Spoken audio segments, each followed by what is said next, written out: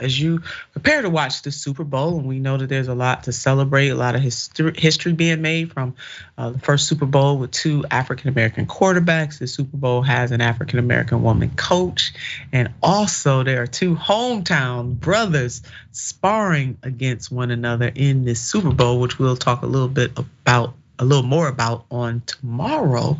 Yeah, a lot to celebrate, but other things are happening as well. It's important to remember that these players are sacrificing their health. One false move and things can go awry. And if NFL seems unwilling or willing to ignore just what the consequences could be for these players.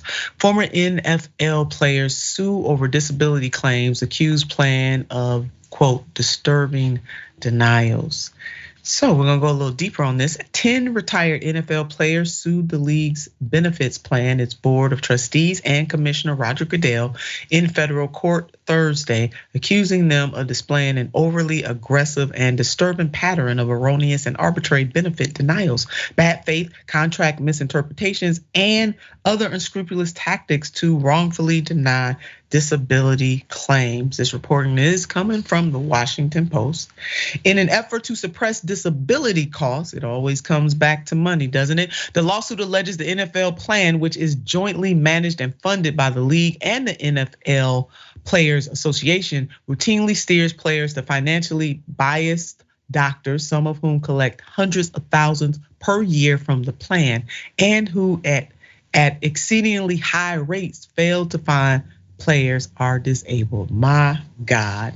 When players appeal denied disability claims, the lawsuit claims the plan's board has ignored federal law requiring them to fairly review all evidence and instead overly relies on the opinion of these biased doctors as well as inaccurate case summaries prepared by the plan's law firm.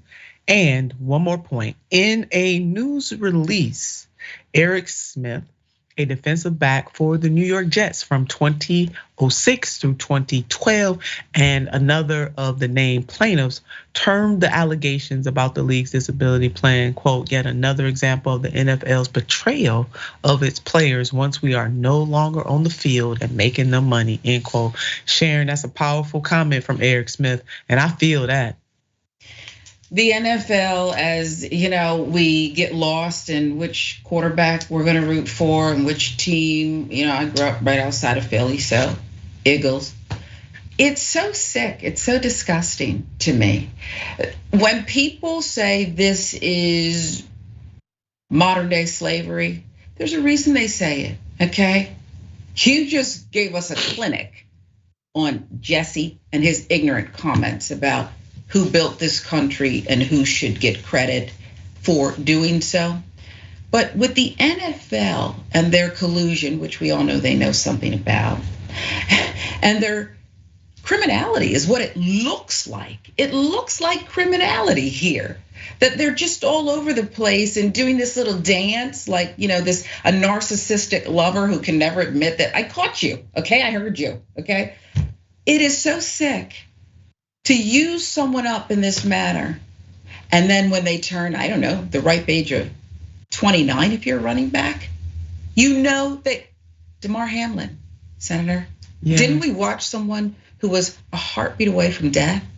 Yeah. And this is what you're doing. So when Roger Goodell makes a hostage video in the basement, forced, it looked like someone was over there with all kinds of weapons threatening him to say Black Lives Matter. I did a hostage video.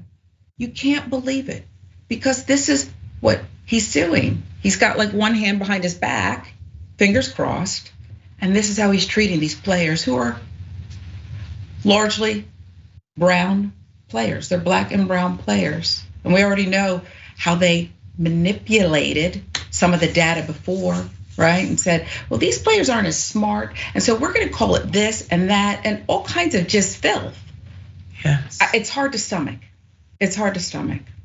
Yeah, it is, Sharon. I mean, you definitely laid it out. That one hand behind the back. They don't mean it because if they meant it, their actions would show that they meant it, but they do not mean it. Most of the players in the NFL are black and most of the owners in the NFL are white. So it's all lopsided. And the notion that it's an owner-based system, even though these players are certainly being paid and being paid very well, that does not negate the fact that their health should be looked after, and this league should do so with great pride. They should take pride in taking care of these players. And Smith laid it out. Look, when we no longer making you money, you don't care about us. That is eerily similar to the slave trade. Yeah, very much so. So let's put up this headline. The money is the bottom line for this league. Study: NFL sponsorship revenue hits 2.7 billion for the 2022-23. Good God Almighty. And the lawsuit is one of the many the NFL has faced and still faces.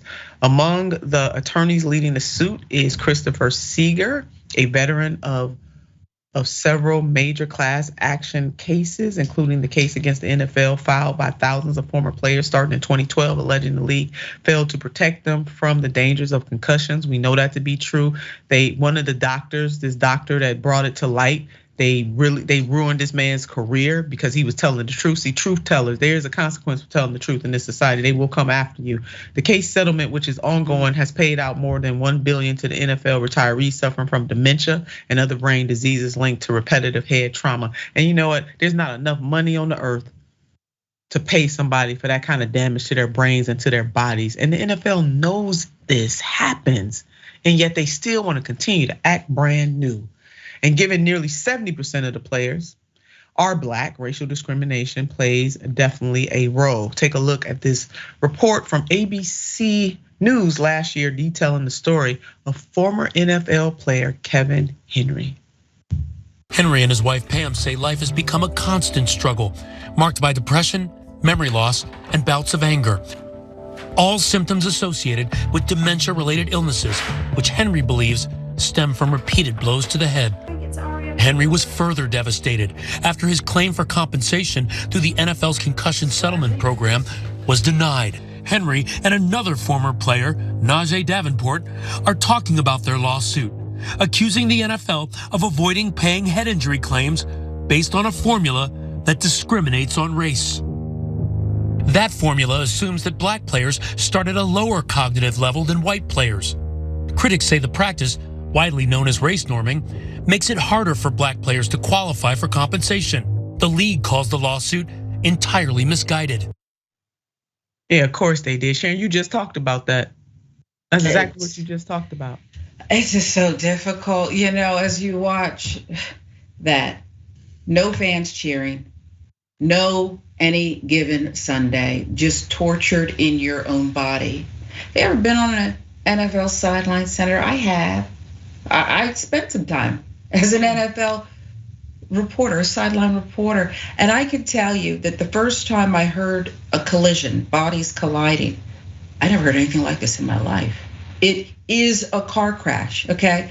I love sports. I played sports. I love sports. It should not be.